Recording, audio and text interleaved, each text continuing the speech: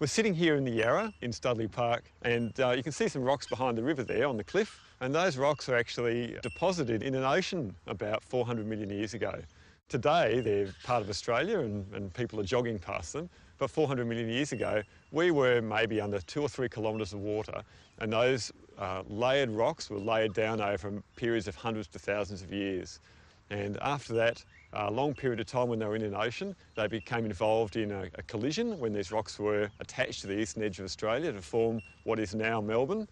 Victoria shows some great examples of how Earth's geological processes work. And one of the philosophies that geologists use to try and understand the rocks we see preserved in the rock record is that the present is the key to the past.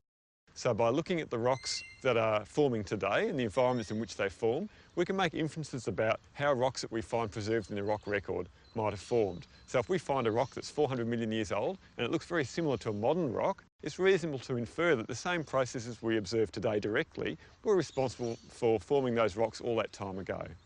Now, a cool thing about geology is that you can also use the past, even the long distant past, as a key to the future. You can go back, look at these old rocks, try and understand how they formed, and then make predictions about what may happen in the future.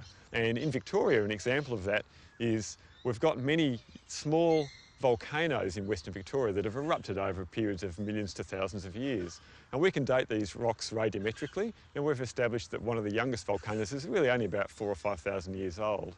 And we can also establish that the average time frame between the eruptions of these volcanoes is about 4,000 or 5,000 years. So that means that it's likely that another volcano will erupt sometime in the future in Victoria. And we don't know exactly when. It could be in 10 years or 100 years or maybe even 1,000 years. But one day, some farmer's going to look into his back paddock and there's going to be something exciting growing for him to see.